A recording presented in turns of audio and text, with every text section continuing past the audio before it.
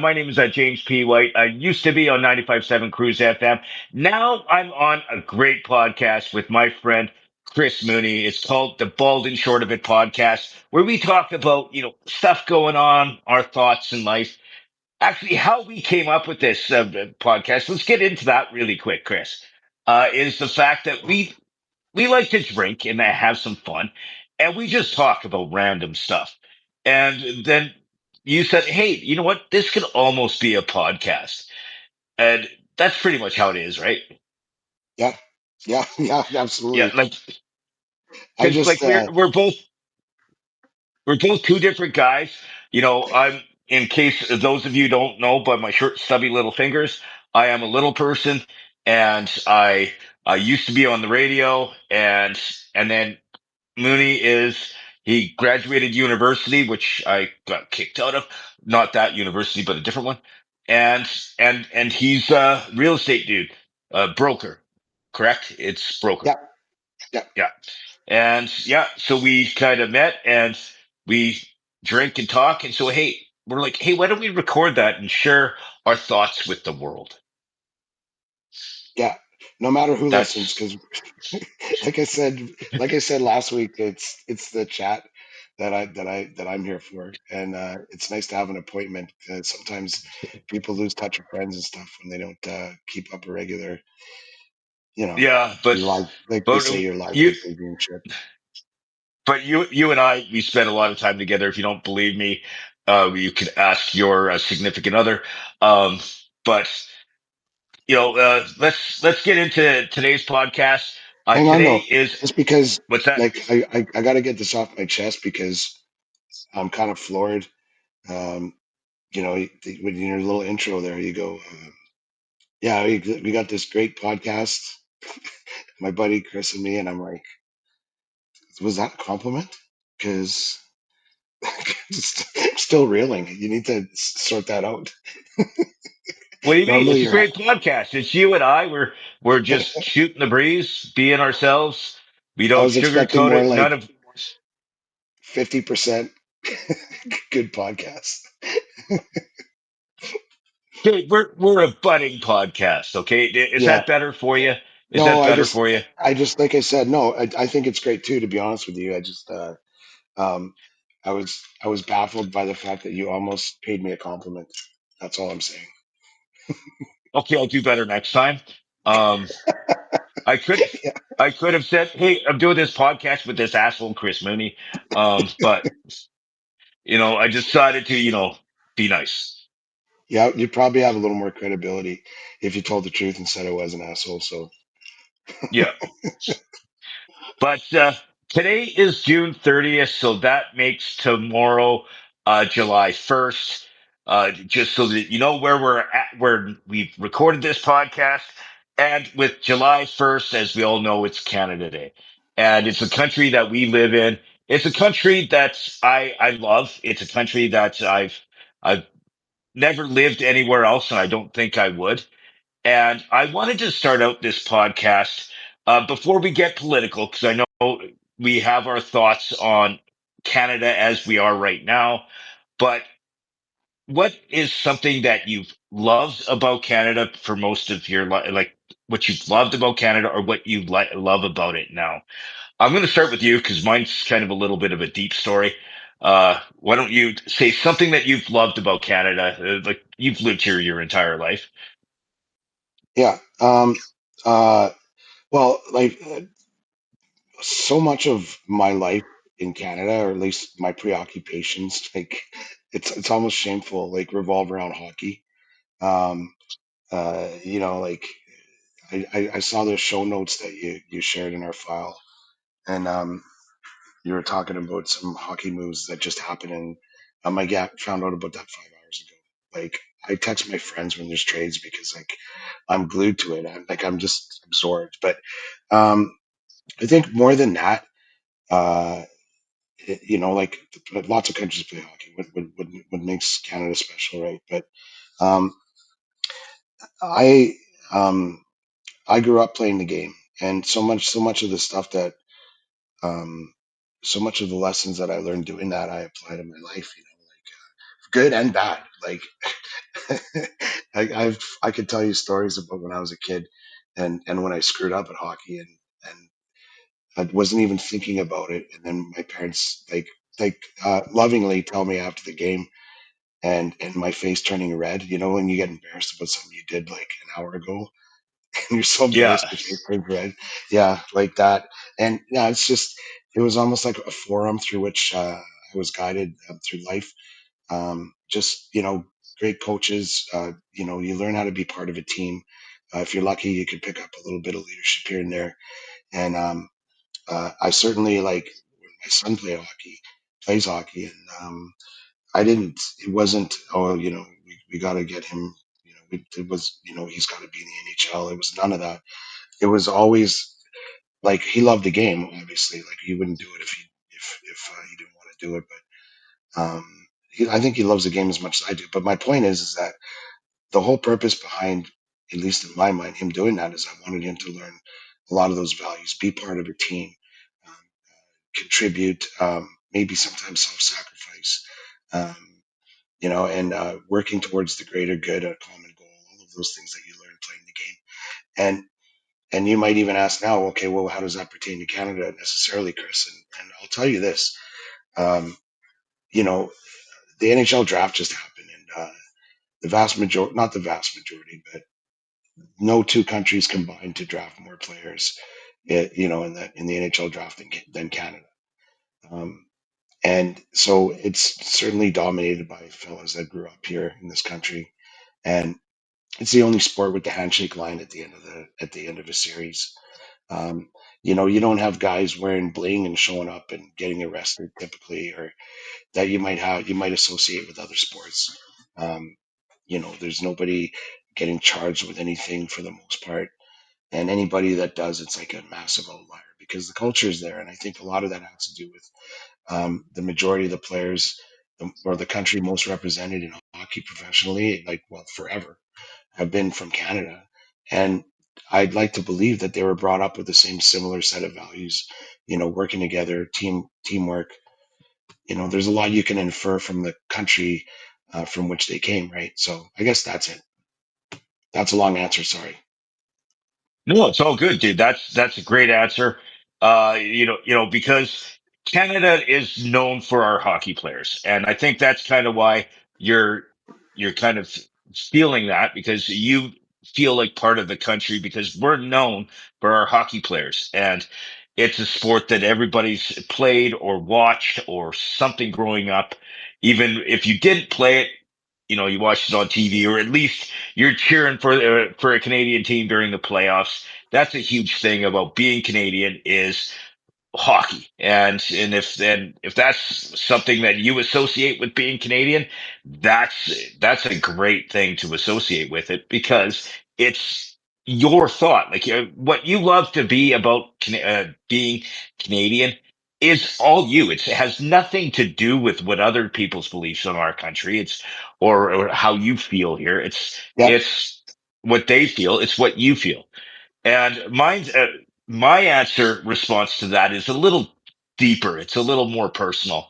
Um, I've mentioned it already in today's podcast. I'm a little person. I have a condition. It's called achondroplasia, and so it makes me abnormally short from everybody else. I'm 4 feet tall. When I was in grade five, I was 99 centimeters tall, and I've always been shorter than everybody else. And one thing that I've met some little people over the years from other countries, and people with disabilities, people that are physically different, are treated differently in other countries. Like I used to work with a guy when I worked on the little person's basketball team who lived in the Ukraine. And when he was a boy, he was sold to the circus.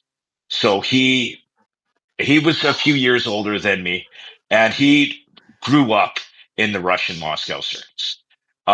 He later, found a family and left being in the circus, but that doesn't happen here. That like you may be adopted to someone else, something like that, but you're not treated like a freak. You're not subjugated, at least now, like, maybe 50, 60 years ago, it was different, but at least the Canada that I live in, you know, I'm not forced to go to a different school because I'm a dwarf. I'm not allowed, I'm not disallowed from hanging out with the cool people at a frat party. I because I'm a little person. Unless the person at the party is a dick. But that's something totally different. But society doesn't treat me differently because I'm a dwarf. Sometimes I have to prove to people that I can do things, but I find that being in this country, and that's one thing and I'm allowed to voice my opinion. If I don't agree with somebody's opinion of me, I can say something. I have the right to, and that's one thing I love about being here. Um, and like we're gonna get into, you know, the Canada today and our thoughts on that, being a little more political. But let's get into something a little more fun first before we get into that. Does that work for you? Yeah, absolutely. Let's get into what you were talking about right there because you said you're passionate about hockey. So what's happened with the Oilers in the last since the last time we talked? Because we've had the draft, and then there's a bunch of trade stuff going on, trades and extensions and stuff. Hit me, baby.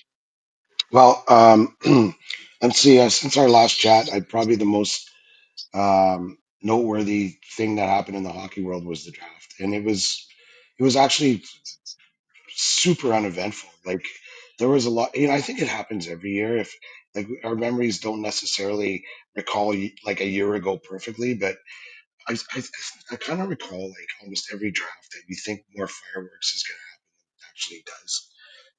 I think teams just, switch their focus from like not getting better today to like getting better tomorrow. So like there isn't necessarily a focus. Like yeah, I think probably your professional scouting staff is less engaged.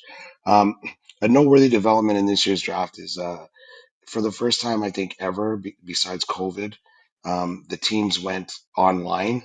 So you might recall Jimmy like uh, in previous years, like it's usually in an arena, and uh, every team has a table. There's 32 teams, and they have a big long table, and they have a sign on the top of the table that has the team's logo on it, and that's where the Oilers' brain trust is, to decide their picks or whatever. And then they have the GMs walking around talking and shit like that.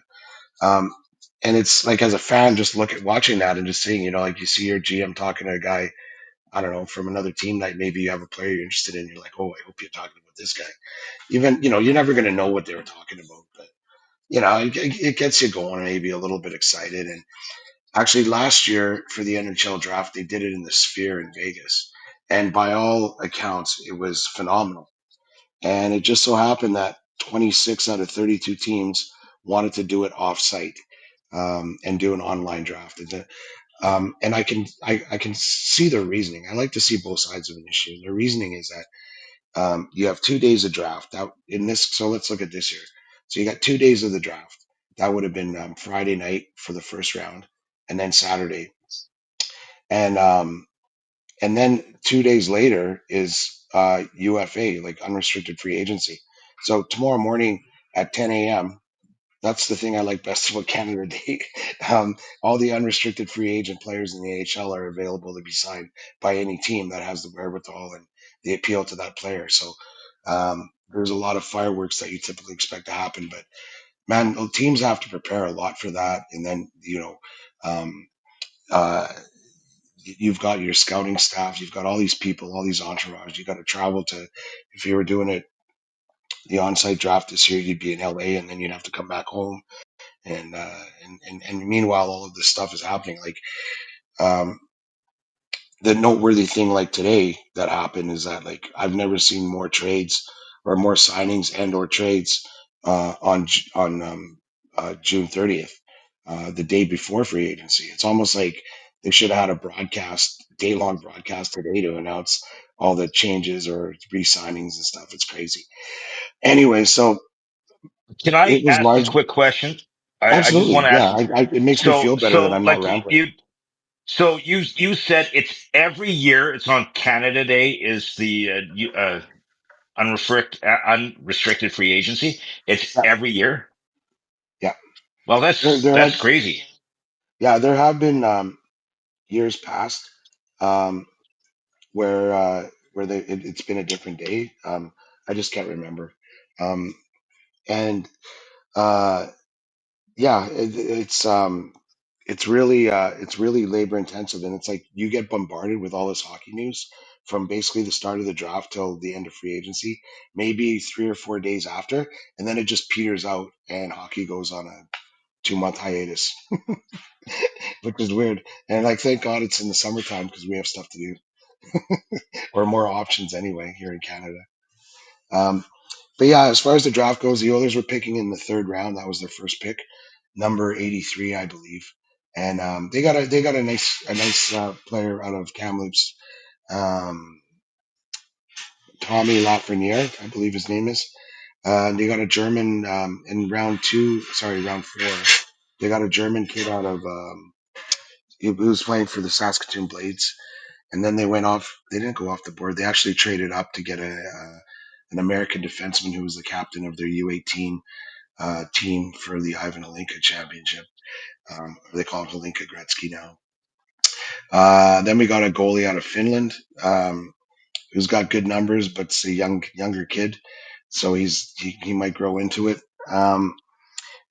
I think maybe one of the best stories of the draft that got picked up by national media and stuff was we had the second last pick in the whole draft.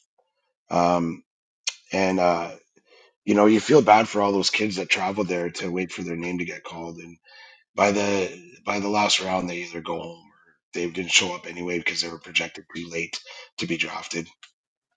And yeah, with the second last pick of the whole draft, we announced the name of this kid, uh, Asher Park.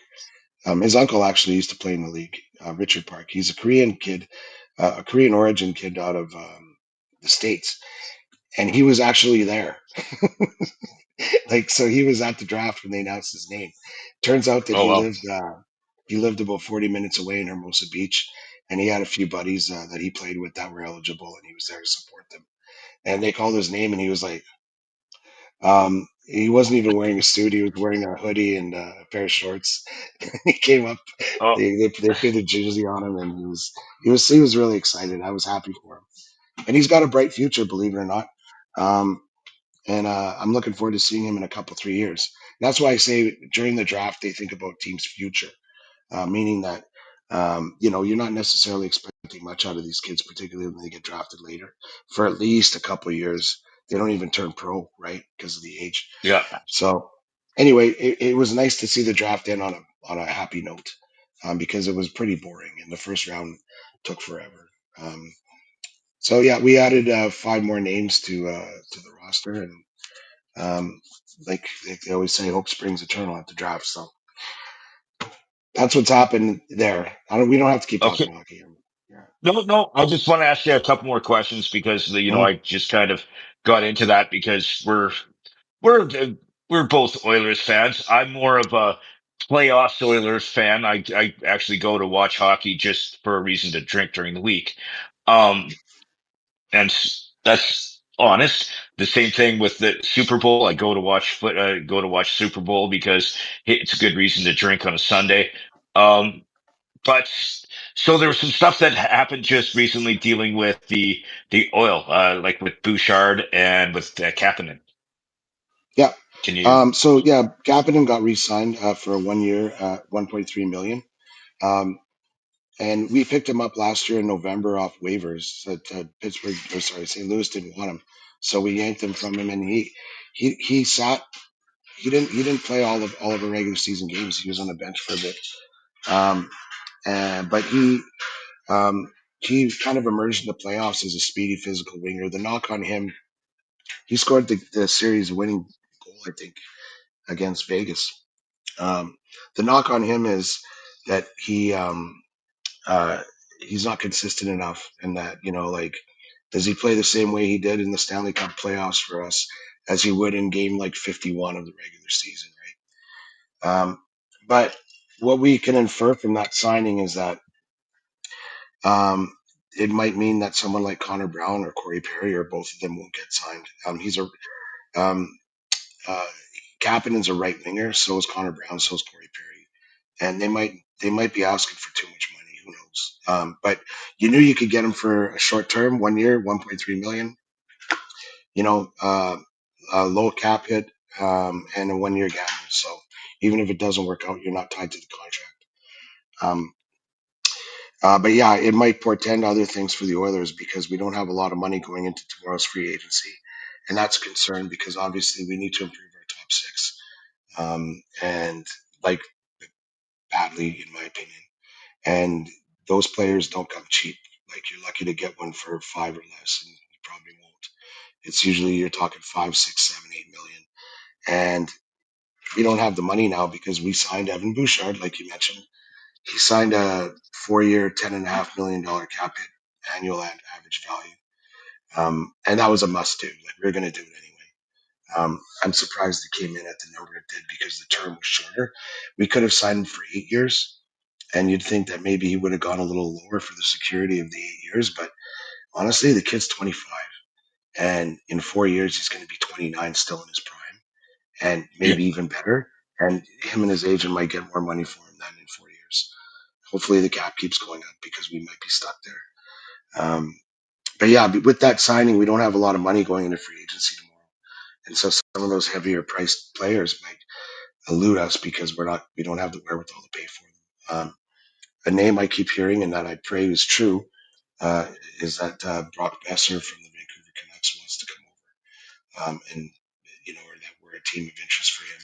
But again, he's a guy that might cost you eight, and even if we traded Victor Arvidsson, which it sounds like we're going to do, and his $4 million, we still might not have enough cash to present a really good offer to Brock Besser and bring him over as a feature top six winger, right winger. So we'll see. Um, Tomorrow's going to be very interesting. The Oilers never cease to surprise us on free agency day, so we'll have a lot to talk about that next week. My personal opinion is getting rid of Arvidsson is actually not a bad idea because I can barely say his name when I'm drunk. I call him Aardvark.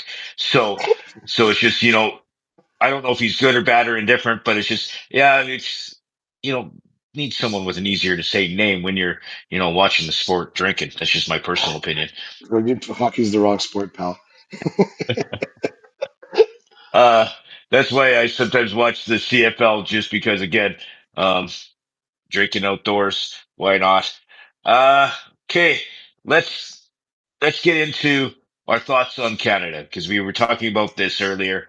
We were kind of getting into it, and yeah, you were saying to me earlier that you're not liking where Canada is right now, and I'm with you. Yeah, Having the Liberals again, they're anti-Alberta. They always have been anti-Alberta.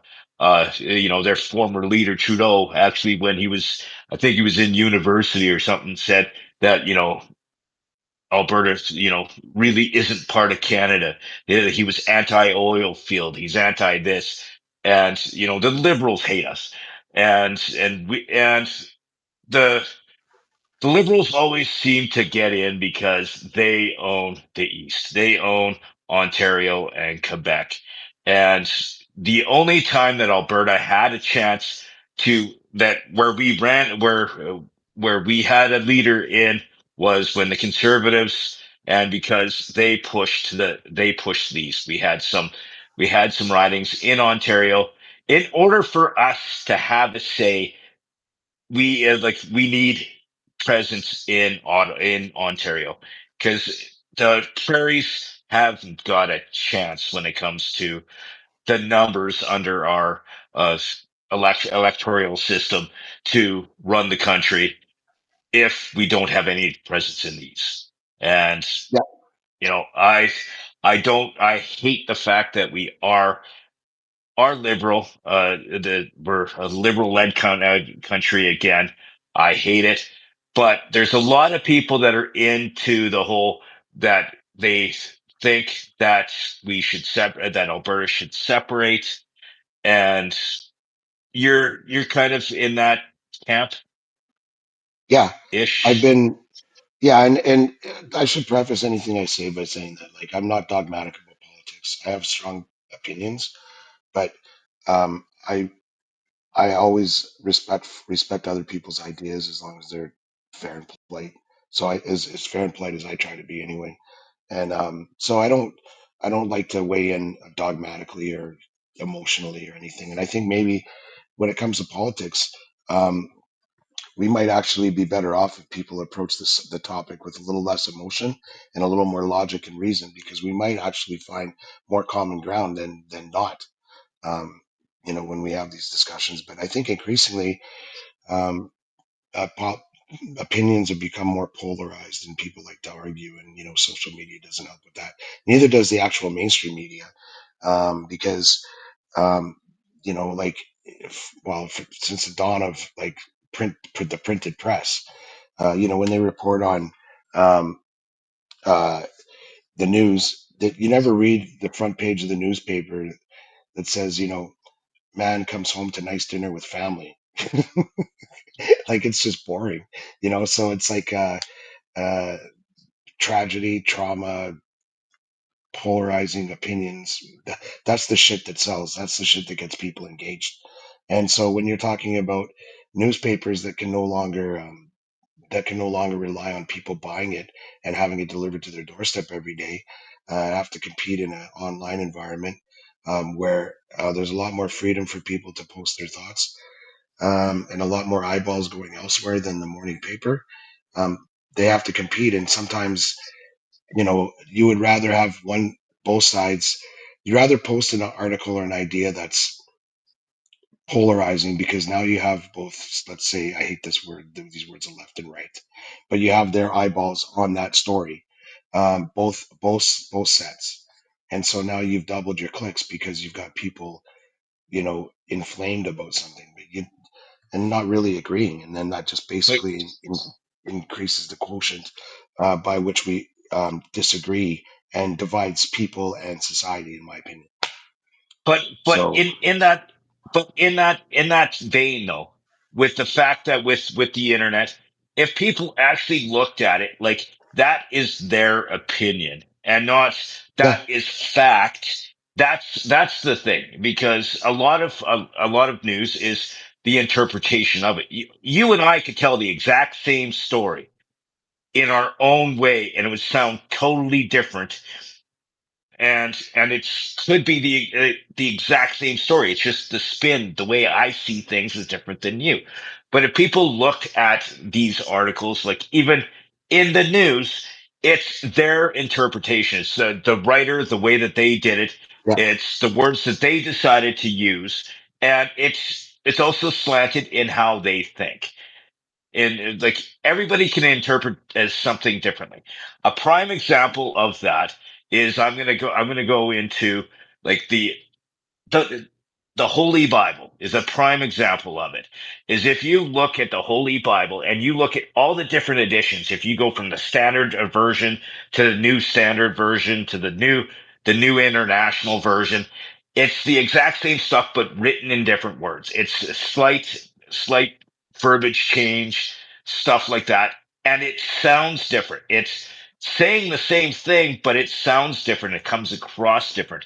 It's the same with any form of news, whether it's the TV, whether it's somebody on the radio, because everybody, the way they're going to tell this story is going to be their interpretation of it, their views of it, how they feel, and that's just the human nature, is it not? yeah. Well, that's where, like I said, um, the proliferation of like um, access, I guess, for like in on like in enabled by the technology revolution, pretty much put the printing press and the newspaper business out of business. But you have these big media conglomerates that have to struggle to stay competitive. And I don't want to repeat myself, but um, because of that, they couldn't, like, again, they couldn't rely on the steady income of, like in Edmonton's a million people, so maybe it was like 500,000 subscriptions back. If you Like if people were still getting the paper, you could rely on that, and so you didn't worry about losing your job. You had the freedom to, and the pride of profession, to nobly give us the facts. Um, but nobly giving people the facts and letting them figure things out for themselves, again, like I said, doesn't sell or doesn't bump clicks.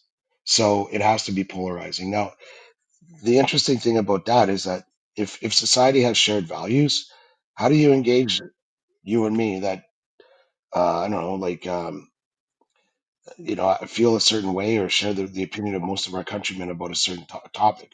Well, you denigrate that topic or you say something that gets us engaged, gets us clicking on what the hell are they talking about? This is happening, that's happening. And so that that fundamental tenet of the fifth column, like the media, is reporting the facts objectively so that people can make up their own minds. But again, it's not as engaging as cultural warfare. And yeah, I get most of my news from X. I subscribe to Reuters. I subscribe to AP. I subscribe to the Edmonton Journal, Edmonton Sun, New York Post, all these things. So I get a kind of a more well-rounded perspective. But I also subscribe to CTV News and Global and CBC. And the way they, and I don't read all the articles. They have 280 odd characters to describe what that story is about, and so often they skip key details. Sometimes, and that gets people inflamed. Like how come you didn't say the nationality of the man that blew up the school? And there's other perspectives, but that's just one example. How come you didn't Uh, disclose the name of but the person? but I'm going to kind of touch on that just a little bit with this, with the fact that myself, I was in radio. I've been in radio for 12 years, and I used to report the news, and I would do a condensed version of it. Okay, this is what happened. So and so walked into the school and did this, or someone, or there was a shooting here or bombing here, and just short, sweet, to the point. You give them the facts, and people, they're like, we have access to so much different forms of information that you can get right from the government, right from the news sources. Like you have all these different people that do blogs that do that. Like myself, we were entertainers. We would give the news like in a point form. This is what happened. So and so won the election. There was a bombing in Kuwait, and a midget got ran over by a train. And that was our news stories, because like with the form of news that we gave, it was just filling a time, place, and just giving people the facts, like the Yeah, just and if you want more, you can find it. yeah, but you're not reporting on the news. You're getting it from a source, right? So where would Yes. you get? Would you just like go to like the Global News website and read the I'd headlines, go to or Global News. I'd go to CTV. I'd go to wherever the story, like where a story that caught my attention. Um, and would you read their headline verbatim? Sometimes I wouldn't do straight the headline verbatim. I'd read the article and find some key points in the Yeah, article that yeah. I'm not guess saying what's right. I guess like as you said, that would get people's attention, are some key points, like Yeah, whatever. I mean, we don't have to belabor the point. It's just that, no. like I said, when you're when your media doesn't have the same pride of profession, that like I have a duty to report the news to the people. That's it. Not I have the duty to shape minds. I have the duty to ensure that my media outlet lives to fight another day by fomenting dissent and separate and disagreement. It was simply like it's a noble profession. I'm a newspaper guy. Guys used to be proud of that, and now it's just like, how do I keep my job? You know? Like the thing is though, like it is a whole lot different than it was back then, because now it's ratings. It's okay, who gets more eyeballs on their TV, Yeah, on their news program. They're the ones that keep their job. The ones that don't have people paying attention, that they're watching the competitor, they lose their job. Like, Yeah, and that's difference in my that's my personal opinion. Dealing with the media is exactly that. It's people's opinion. It's who gets the most views. If you're liked, if you're like, sometimes the facts don't mean jack. Like, it's yeah. just like we had a I did, bit on our radio show called Fake News, where Grant used to take a story and embellish it where it sounded like it was almost real, and that was what he called fake news. And yeah. No, like at the risk of repeating myself, um, the game has changed because they don't have the media doesn't have the security of subscriptions. So, um, and so they don't, they're not reporting from a position of security and stability where they can rely on, um, you know, the objective tenets of being a media person. And that's, again, like I said, reporting objectively about what's happening in the world. And because of that fact, um, you know, we get we get a lot different news.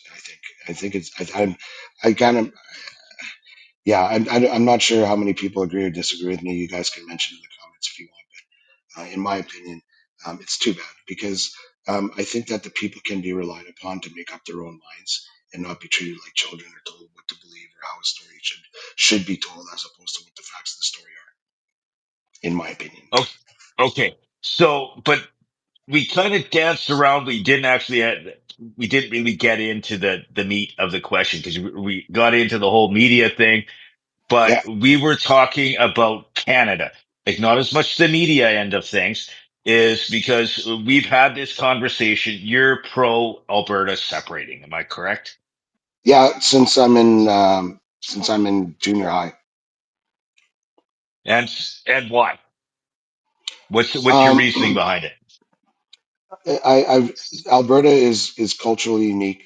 It's different from the rest of Canada. Well, and maybe not our neighbors um, to the east in Saskatchewan, but there are certainly cultural differences, and that starts with how how our province was settled. I mean, um, there's that old saying, um, "Hard men, hard men."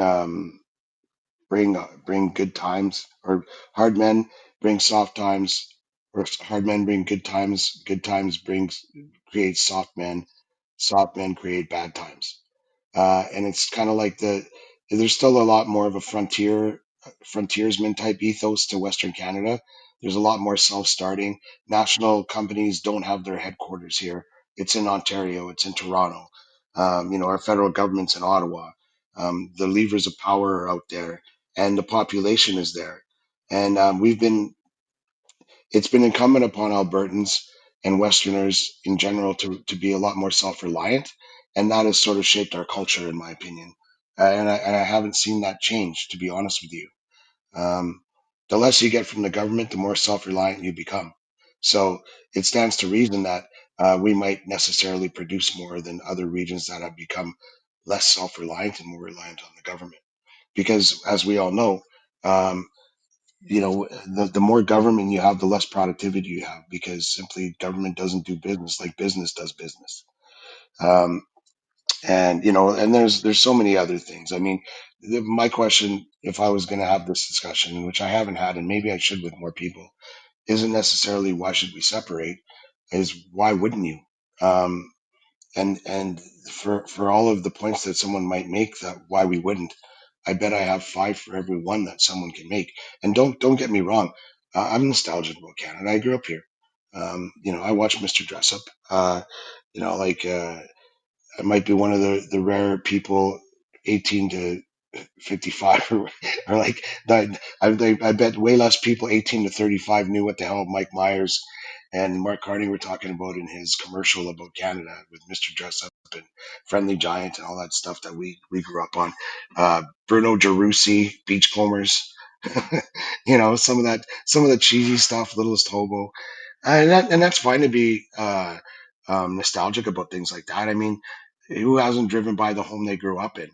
And sometimes it's with a little bit of wanderlust, or even sadly regretting the good times when you're a kid.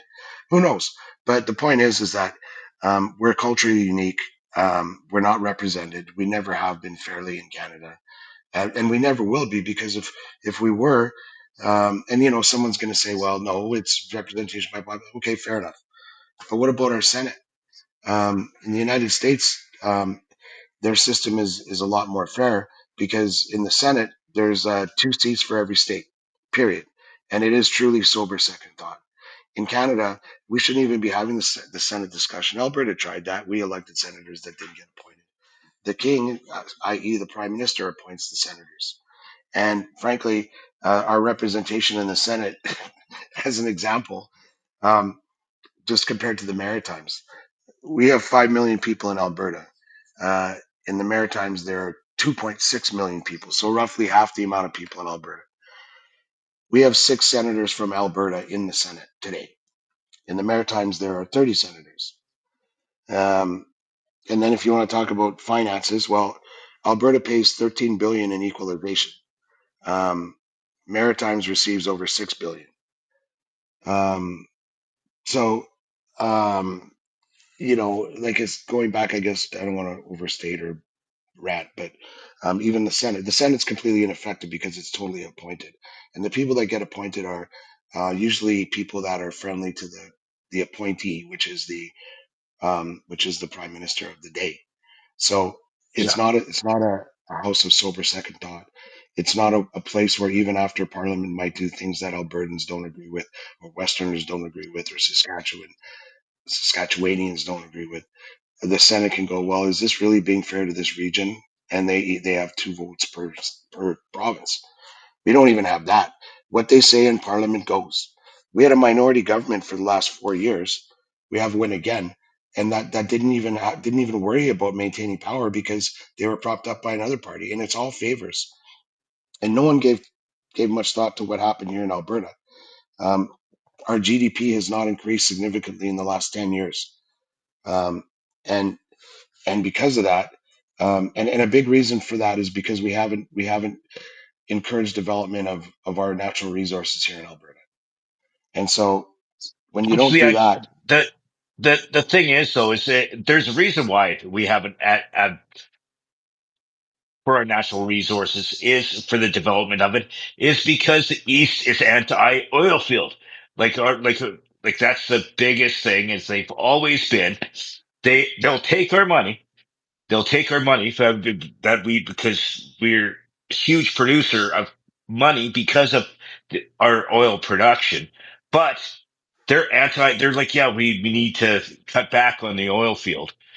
It's it yeah, it well, is it is frustrating. I do see where you're coming with that, 100%. yeah, like an interesting subtext to the resource development is that one of the things that was in the news this week was Donald Trump was talking about our dairy cartel, which is basically supply management of everything dairy, um, and that basically keeps it's like OPEC with oil. It keeps the largest, or maybe sometimes the people that are involved with the cartel, it keeps them, it gives them the security of knowing that there's always going to be a market for their product because they control the price, because they control supply. And so, uh, like, dairy operations in Alberta, Saskatchewan, and Manitoba are more than twice as large as those in Quebec. The government restricts milk production in the 3 western provinces to 16% of total domestic production, whereas Quebec accounts for 37%. So you can see why Quebec, they had a vote in Parliament a couple weeks ago to protect the sanctity of supply management, which is another way of saying dairy cartel, because it benefits Quebec. But Quebec won't allow us to let our industry thrive by allowing a pipeline to flow through its borders.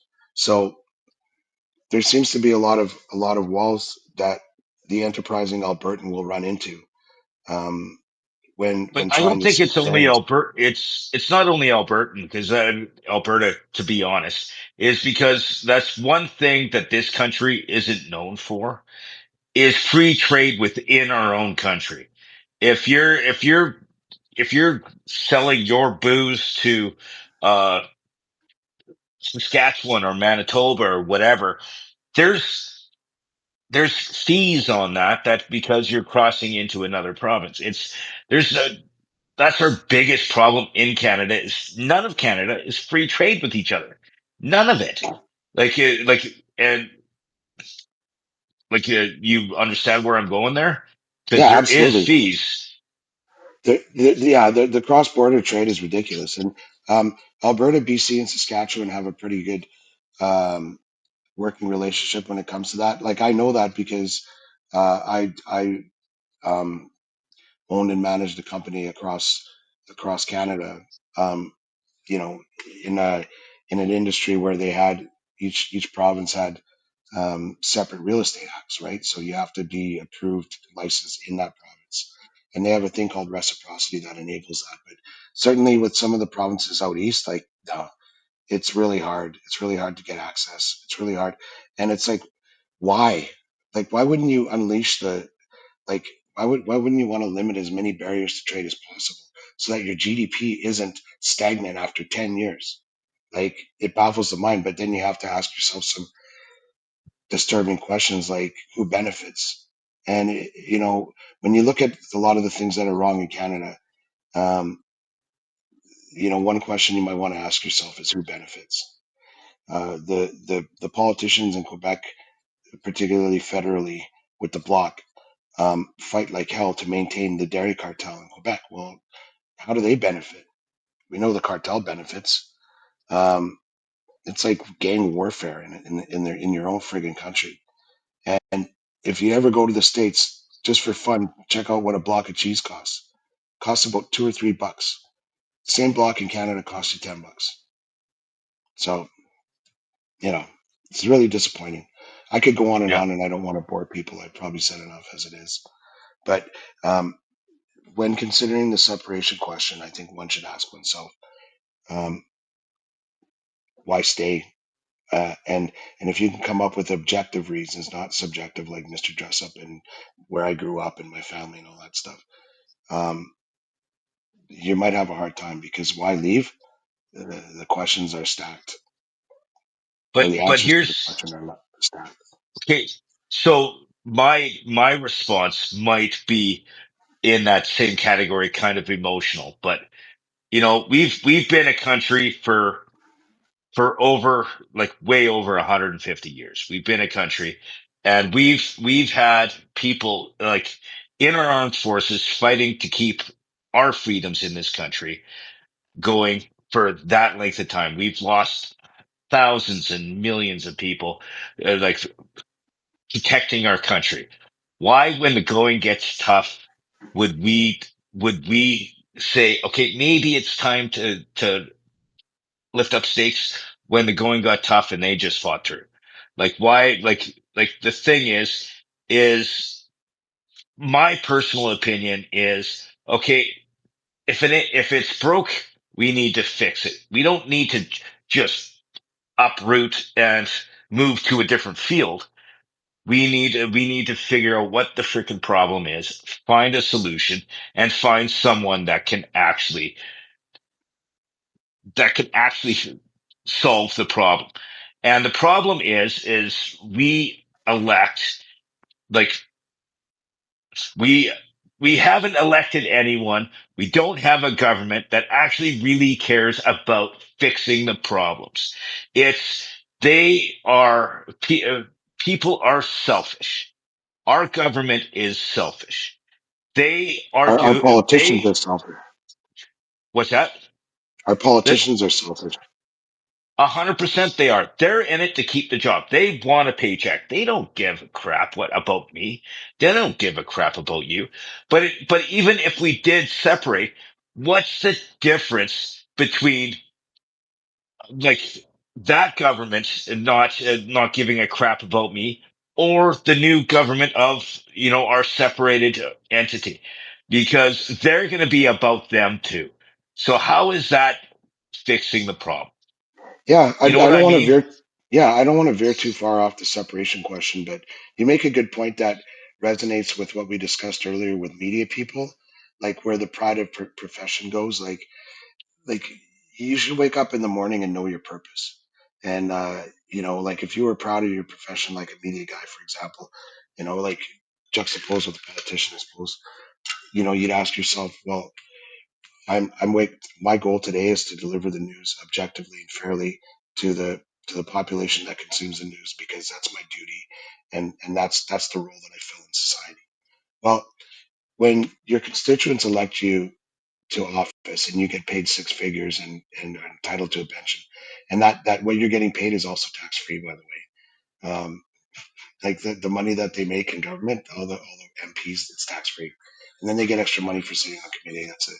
I don't want to get off topic, but you have a duty to the people that sent you there, and it's like a sacred trust that you possess to act in their and on their behalf, act on their best behalf at all times. And you don't see that. You see caucus. You see the Liberals have a caucus, and you see the lone Liberal from Edmonton voting against pipeline development, for example, or a tanker ban in BC. And we don't have any say about that because our vote doesn't really count, because we don't have the numbers. And when you have such a vast and culturally different country, like where we like there are sincere differences between the Albertan ethic and the Torontonian or Ottawa or Ontarian ethic. And certainly in Quebec, they themselves say they're a distinct society. I say no more distinct than Alberta, for example.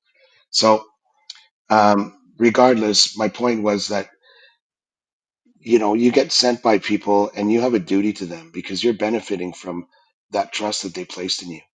And when you don't respect them enough that you're going to suspend speech, or you're going to inhibit the amount of dairy that a farmer in Red Deer can produce, or all of these other things. And I think that the respect for the taxpayer, particularly over the last 10 years, but certainly multiple governments over multiple parties over multiple years, the respect for the taxpayer has eroded and eroded and eroded to the point where we don't even figure into the equation. And your earlier point about maintaining power becomes the priority as opposed to representing your constituents. And frankly, Albertans have shown, particularly like we had an NDP government, um, and here in Alberta, and the reason was because it was a protest vote. And I'd like to see that Yeah. same attitude in Alberta when we say we don't like things the way they are. We'd like things to change. We don't expect things to change on our current path. We want to change direction. And I sincerely hope and you know what? What government has any choice but to respect the opinions of people that decided unilaterally to form their own country? So I think that the respect But for the voter, the taxpayer, in a Republic of Alberta would be exponentially higher than that is possessed by Canadian politicians for but any of their but constituents, but particularly the again, ones in Alberta. But again, say we had this Republic of Alberta, Yeah, that you're and you have these representatives. So we have these people that are representing us from Edmonton in this Republic of. What is going to keep them from doing the exact same thing?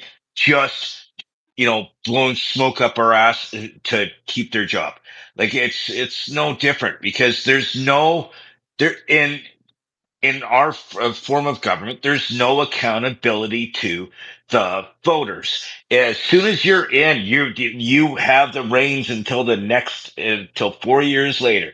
So you could say I'm going to do this, I'm going to do this, I'm going to do this. We're going to have everybody's going to get $1,000 check a month, and then they're voted in. And then, yeah, no, I decided no. You can have $100. Like there's no accountability, and yeah, there never there's no way of keeping any form of government accountable unless it's everything is a referendum, and yeah. But people are lazy. No one, like, if we had a referendum for everything that we were thinking about, no one would vote because people are lazy.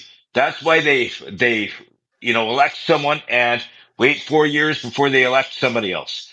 It's We are yeah, lazy. I've never missed an election in my life, but I could certainly sympathize, or I certainly agree with you. Um, I will say that um, the electoral and the system of governance in Canada, which is a parliamentary democracy, um, is absolutely does not work in a country as vast and with so many divergent interests as there are in Canada. It never has, and it never will. That's No, just a fact. It's a fact. no, Alberta is a mere colony in Canada, and so one of the benefits of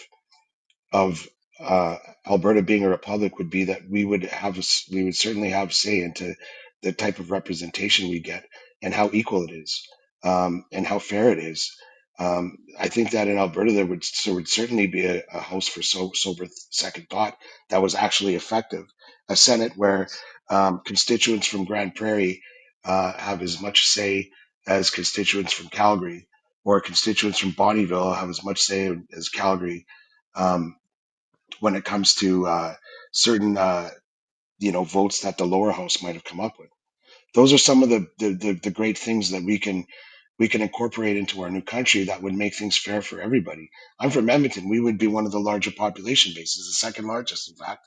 And I would have no problem whatsoever with ensuring that people from other um, sections of the province or other parts of the province would have as much right to being heard and to being represented as we do here in Edmonton. uh, And and I and frankly, that's what they did in the states in 1776. Um, they didn't like they didn't like, and they the founding fathers of the U.S. Constitution, the country of the United States of America. Um, and I'm not pro-American. I'm not anti-man. Like, don't twist my words, folks.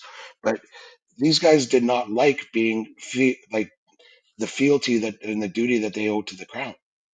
They knew that their country was so large, so vast, with so many differences would eventually become that um, they had to ensure that they were protected from government overreach, and they saw the evident government overreach in the parliamentary political democracy, and they came up with a better system.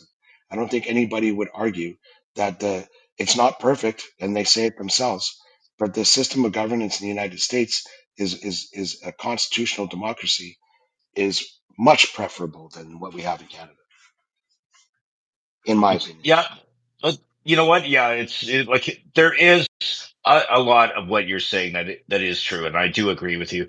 Do I agree with separation? I don't, but let's kind of leave that where it is right now, because Yeah, let's take an we ice should bath. actually we should actually talk about a couple of other things. One of which I need to point out to you, because during this conversation right here, where we were talking about that, I believe the words that you said were, I grew up in Canada, I love Canada, I watch Mr. Dress Up, and is I think pretty much what you said. That kind of goes with, hey, I listen, I'm cool. I have a Star Wars podcast. That kind of falls. Yeah, I'm Canadian. I'm proud to be. I grew up watching Mister Dress Up. That's kind of falls within the. I have a Star Wars podcast. I just thought I'd point that out to you. Well, um, yeah, everybody should be proud of who they are, and part of who we are is um, you know the country that we were raised in, obviously, and Yeah, yeah, despite its but flaws, you can't deny that that forms part of who you but the thing is, though, is who we are is more than just the country that we grew up in. It's the communities we've grown up with, when and our families. Whether you had a great family or a shitty family, that family that you grew up with, is made you who you are. Like, whether are. you had to fight for everything, or your family helped you. Like, it's all kind of part and parcel. And I love the fact that I'm glowing in the dark right now because the sun's coming in my window. Uh, that's kind of funny. But I want to get into a little bit more, Hang on, like no. we Just I want get. to. I would like to. I would like um, to sort of end this discussion on something. Um, Okay. Mark Carney and Kananaskis on June 27th, he said, nostalgia is not a strategy. This is part of his broader message emphasizing the need to move forward with purpose and build new partnerships rather than longing for past relationships. Um, and this indicated an alignment with like the New World Order, which I think he used that term, and the tenets of the World Economic Forum and the countries in the European Union, which isn't elected, by the way. Representatives of the European Union are not elected. Um, the president of the European Union is not elected by the constituents, by all the in all the countries that compose the European Union. So already that's a really shitty start. We're talking about a global hegemony, and you have a country that is aligning itself more with that because those are the man's principles. He never lied. He never denied that, and now he's telling us not to be nostalgic. So um, yeah, I think I've made enough points in that regard. I'll leave it Okay. Okay. Just so you know, I don't trust liberals as far as I can throw them, and and I'm not a shot putter, so I You don't look trust like it them. with that But sexy shirt. I know, don't I? You're Okay. crushing that So, tattoo pretty nice too. but I want to get into something because one thing that I'm known for is I love entertainment. Like I'm big on movies. You're not big on sci-fi. We've had this conversation where me and your significant other make fun of you because you don't like sci-fi. Um, It Jurassic generally. Park. Yeah, Jurassic Park. What do you think? Like the I Jurassic saw the Park first one. movies? I saw the first one, and that was it. Yeah, I because there never was seen any Jurassic other. Park. There was Jurassic Park 1, 2, and 3, and then they moved to Jurassic World, and they're doing I think the third one came out. I The think it's third the third. Jurassic Park or the third Jurassic World? Uh, third Jurassic World. They ended with 3 on Jurassic Park, and then they kind of started over. I'm kind of with you. I watched the first one. I watched the first one of the Jurassic World. I thought the first one of Jurassic Park was they just knocked it out of the park. You know, Jurassic Yeah. Park, like there's a lot of those big movies, you know, back in the day where they just destroyed it. Like they were like everybody just wow, that's so awesome. And then they just killed it. And then they just, you know, over milked it. Oh, if we had, you know, millions at the box office, we can get millions again, you know, and I think they overdo it. They totally overdo it. And Well, that's Hollywood for you because it's decisions are made based on the bottom line, and creativity takes a backseat to a proven formula that grosses X amount of dollars. And yeah, storytelling becomes a distant um, priority for this because they like. Would you rather invest $50 million in a movie that you know is going to generate you like 500 million? And the numbers are way bigger than that. Of course you are, because it's yes, proven. You are not going to lose money. Shareholders will not be pissed off because they know they will get a return on this investment. Because they know yeah, dummies like you're going to watch Jurassic Park 6 or whatever the fuck.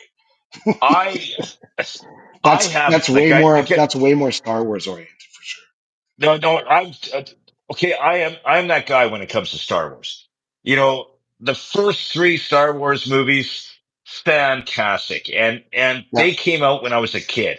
I can quote them now as an adult. I could I could actually reenact lightsaber scenes from the original 3. easy, Jimmy. I Easy. what's that? Easy. Okay, no wait, it gets worse. It gets worse, and then George Lucas's prequels came out, and those came out in 99, 2002. Oh, it doesn't matter. But they came out in the early 2000s. I can quote those, and I can do the lightsaber sequences from those. And then Disney bought the rights to Star Wars, and then they did the latest 3, and they did the Force Awakens. The Last Jedi, and The Rise of Skywalker. Uh, Force Awakens did really well in the theaters. It was actually half decently. I liked it. The remaining two, the last two, not a fan. Like the original six that Lucas did, where he was actually trying to tell a story, and what I found with the newer ones, they were just trying. I don't know what they were doing. They were just trying to placate to the nerds, and a lot of us nerds didn't like it.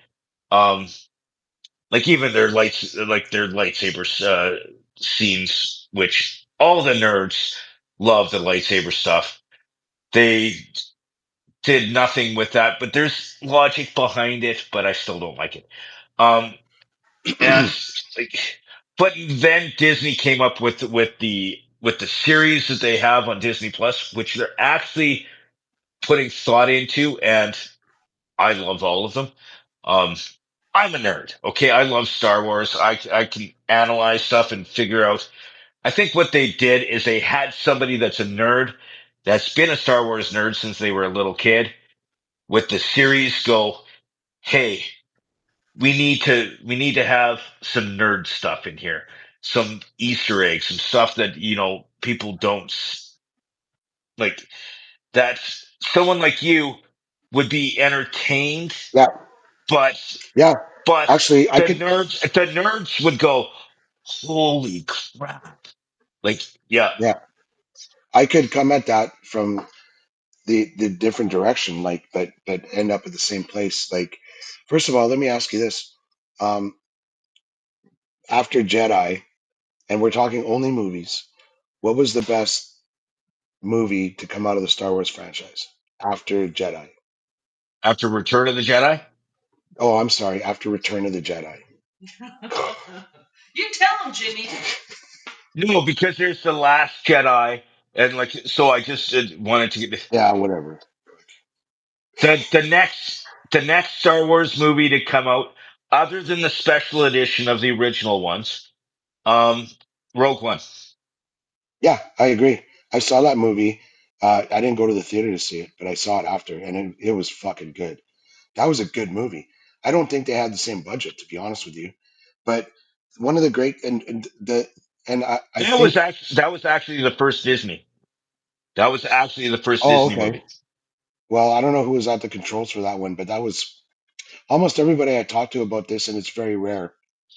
I don't have the Star Wars podcast, that message boards, and you know, but No, no, I do follow the nerd talk, yeah, yeah, yeah. But and so I'm more like the general public, I guess you'd say, because like you, I grew up with that shit, and it was just no one had ever seen anything like it from um, yeah, Star Wars through to Return of the Jedi. Um, the, but the well, one prequel point that movies. Okay, no, say your thing, and I'll say, yeah. Um, uh, so one thing that's been really great about the streaming services is like the Disney and stuff. I don't know if the decision making is the same as it is in a like Hollywood theater, or sorry, a Hollywood blockbuster like the Hollywood studios. I My guess would be that it's not. It's different people. They answer to the board of directors, and I being the head of Disney Studios in LA that do the Star Wars movies probably has a lot more prestige than being the head of Disney Plus. But they have a budget, they make decisions, and I think one of the things that I don't want to say brought me back to the franchise, but one of the things that I found really refreshing is you have a fellow Star Wars nerd friend of ours, Boobs, like Ruben, who's yeah. as much of a cinephile as anyone I know, and a big Star Wars guy. He recommended that I watch Mandalorian, and holy cow, that was good. And wasn't that done by like John Favreau? John Favreau did all the Mandos. Yeah, he did all Yeah, and three they're seasons. that was fucking good. And I'll tell you this, The, um, uh, like he is about our vintage. Like he's about our age. He might be a year or two or a few years older. I don't know. But he's this was closer to made your by a age than mine. this is made by a guy. who grew up with the franchise, who has a passion for it, and who wants to serve the franchise by telling a good story. And that's I don't know all of the variables that go into making a decision to launch a blockbuster, invest in one, or tell the story, included within that blockbuster. But putting the plot, the story, the direction of a product, of a piece of art, like a TV series, in the hands of somebody that has passion for that particular It, subject matter is always the okay, way to go, in my so opinion. so if you get into if you want to get into those series, specifically the Mando, one thing that they did that was probably one of the best ideas that they had was during the Mandalorians. Like, so they did three seasons. The first one, what made it so fantastic, it was standalone. For someone like you who isn't a Star Wars nerd, and someone like me that is a Star Wars nerd, everything was there. Like, because when you started out the Mandalorian series, it didn't feel like a Star Wars series. It felt like a bounty hunter series. It felt like Huh. it was a totally different story. There was no link to the Skywalkers. There was no this. As they progressed, it did. But one formula that they had with that series that they do with their ones going forward, which is a kick-ass idea, is they have the writer, John Favreau, and then they have different directors. So different episodes have a different feel, and they put some of the best directors for like some of the episodes in Mandalorian are more emotional. They're more touchy Mhm. feely, like the ones like I believe it was episode 5. It was no 4. It was directed by Bryce Dallas Howard, who she's been in like she's actually Ron Ron Howard's kid. Howard's Yeah. daughter, and she's a great director. She's an awesome actress, and but you could feel the direction that she went with the directing. So it was written by John Favreau, but directed by somebody else, and they just slayed. Like, they were awesome. Like, Well, here's another thing too. Like that, something that you said made me think of is that, like, with Mandalorian, which I really like. That's the one with Baby Yoda too, right? So they have that yes, little Grogu. moment. Yeah. Yeah, Grogu. But Yeah. no, is that like Boba Fett? He featured in Empire, I think, um, and that was uh, that was a kind of a mysterious character, with one of those kind of like on the edge kind of professions, and so, but there wasn't really necessarily a backstory. So, uh, to the benefit, or like to the benefit of John Favreau or whoever wrote that stuff, is that you had a lot of runway.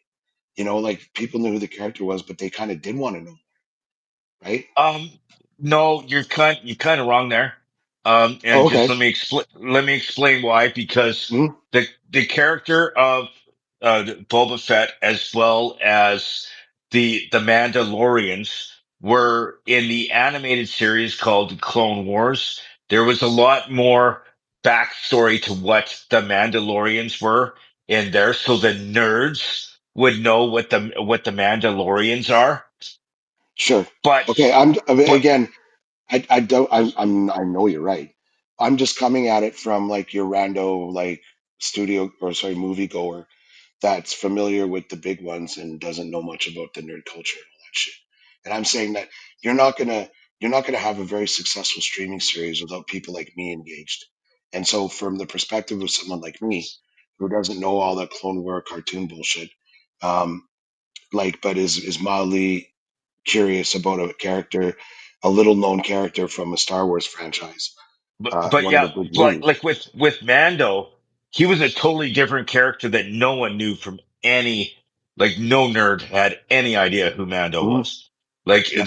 who did, like, his real name Din Djarin.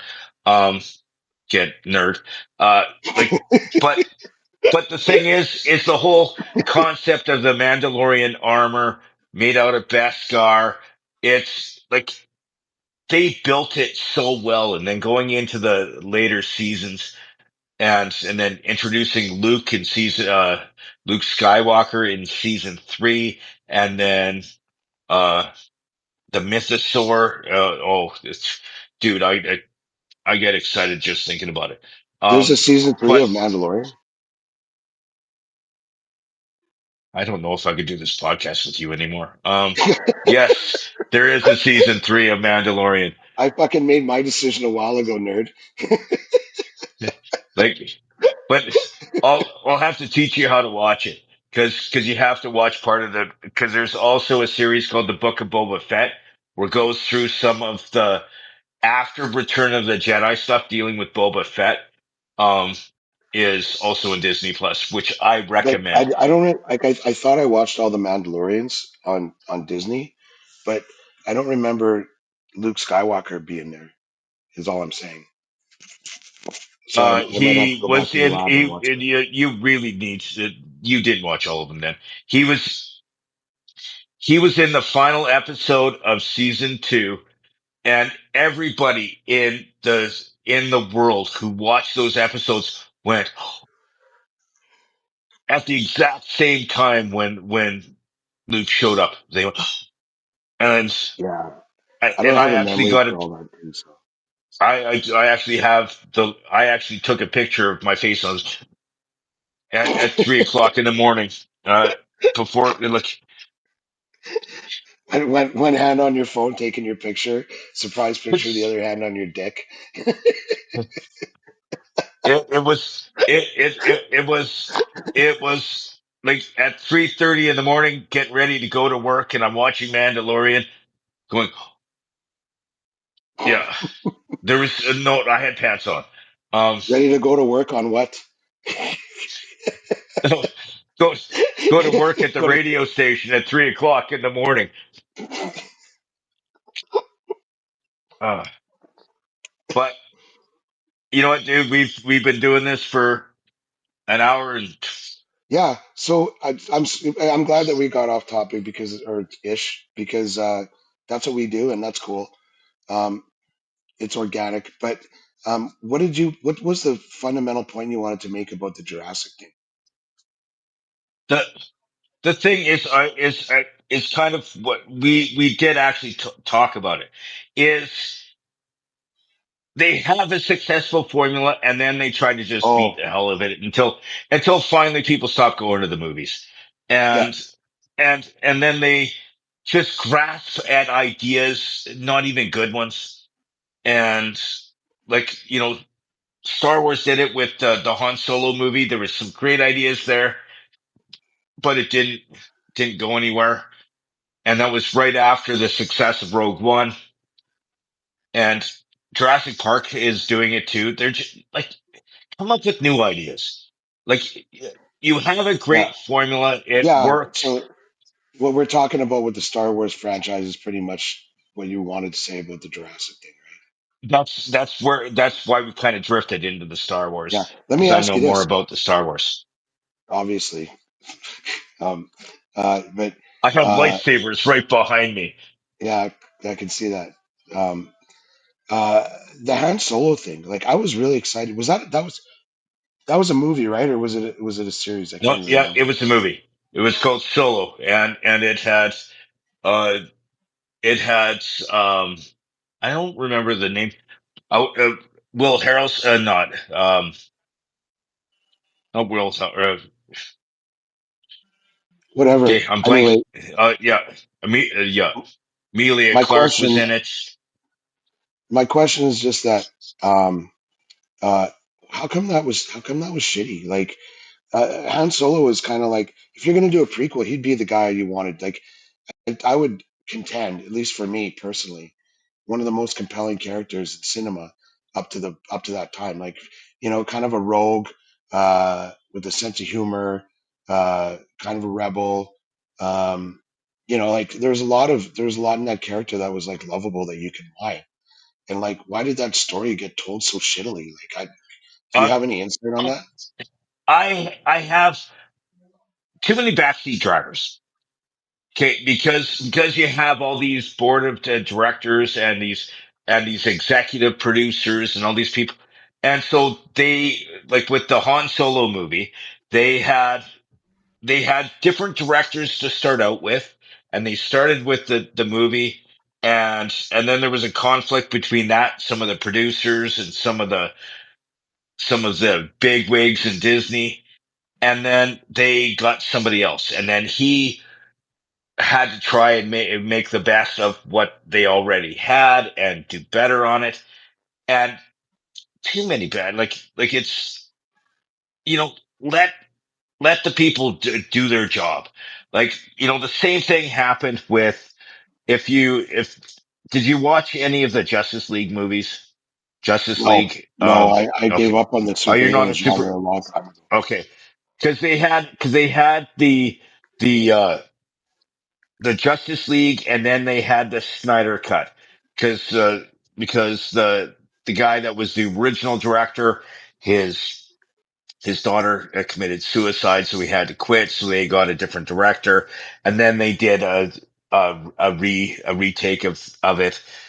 And it's just, the where I was kind of going with that is the fact that too many cooks in the kitchen. Like let the like you have writers, you have directors, let them do their job.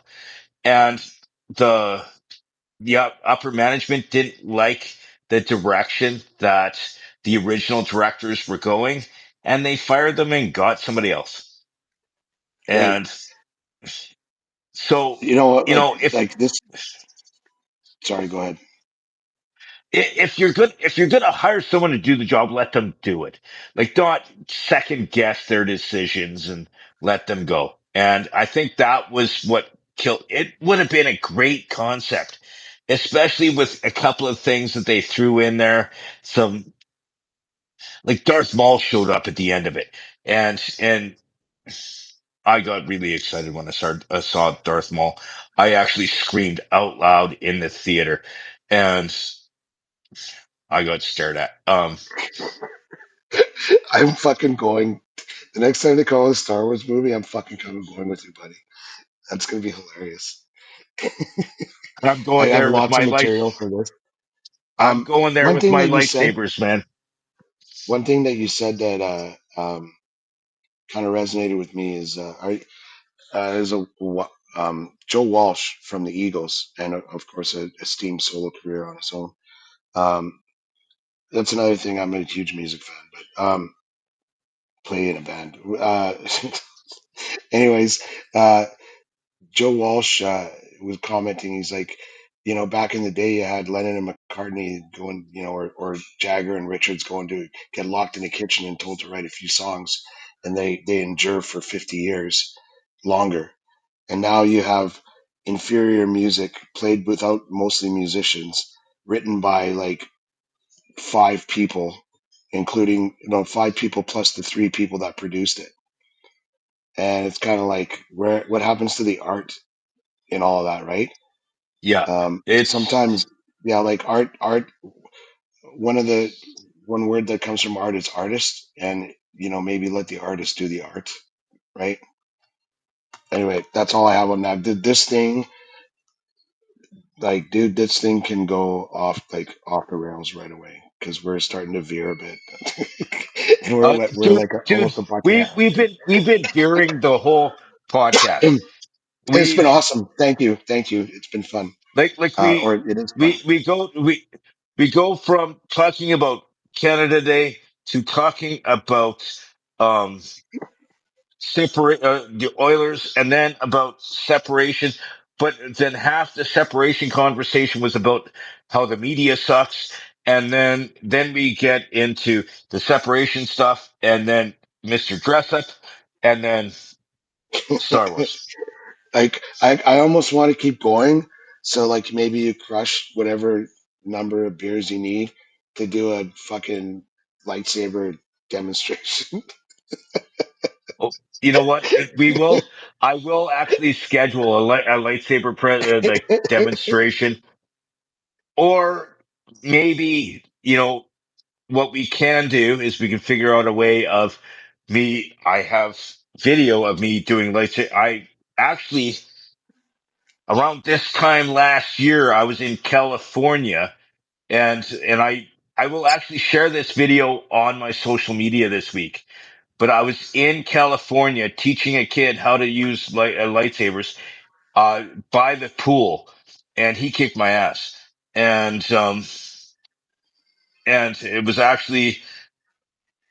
it was July 4th last year, Holy shit! and Almost a year ago. Should post it on yeah, July 4th. yeah, I'll definitely do that. But yeah, it was me, and I think he was 10. I don't know. He was a lot younger than me. And partway through me teaching him was his mom yelling from the pool, "Jimmy, don't kill my son!" And yeah, and then he ended up forcing me into the pool. So it was all good. Yeah, But like if you ever want to show it to me, like I'll give you my schedule and you can do it when I'm out of town. actually, what I should do is one day, like maybe, we can use a clip as part of the podcast. Is I could come to your place and try to teach you how to No, use one of these fine things, that's a dude. fucking hard pass, buddy. Dude, you can figure it out. I know you're not talented at much, but it's just I can teach you. I See, can. you're veering away from like the premise of good storytelling, okay, and science fiction. And I don't want to cross that line. Uh, I'm going to stay over here in good storytelling country. okay, okay, yeah, okay. So that's it for the that. So let's call it a day. Yeah. That Now, let is me it ask for the you. bald and So, short of it. Okay,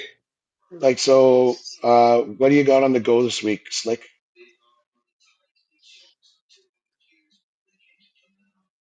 what do I have on the Hmm? go this week? I don't Yeah. even You know got what I'm doing. anything you want to tell us about what you're Oh, doing this week? Or uh, no. Oh yeah. First of all, I'm drinking Prairie Fairy by what is it, Sea Change, and we're both big fans of Sea Change. You like Wolf, yeah, I like Wolf, and they're a local brewery, and that's one thing I'm doing right now. But oh, I know where you're going with that. Is on Friday, which is July 4th. I'm with Monster Pro Wrestling. I am, of course, none only than the great and powerful Half Sack the Pirate, and what I learned from previous shows is I'm heavy as hell because they kind of drop me, but it's, it's fun. I'm there. It's at the Alberta Avenue Community Center this Friday. And are you coming? yeah. You know what? I now that you mention it, I'm like, fuck. I think I'm free. Like I've been to a couple folks, and I got to tell you, it's a lot of fun. Nice people out there, and a lot of laughs. Jimmy does some good stuff. So I highly recommend it. I was reluctant the first time I went, just went to support Jimmy, and then our mutual friend Johnny, him and I went again. Like I think the next month. Um, so Yeah. it's a Oh lot of yeah. You fun. did It's a like great thing two to in a do. row. Yeah, it's a great thing to do You on a Friday. you should talk the woman into coming. Yeah, you know what? That's not a bad idea. Um, but yeah, Do I that's need to good. I'm send glad. flowers? I'm glad you got the plug. You got to plug it. Um, Yeah. you're coming I out. You're told, coming out on the boat tomorrow. Yeah, we'll yeah. talk about that. Hopefully I don't drown. Yeah, But you we'll know, anchor close to shore. that's the Bald and Short of It podcast. I am James P. White, also known as Jimmy, and that is Chris Mooney, and we are the Bald and Short Happy of It Canada Day. podcast. Happy Happy Canada Canada Day. Day.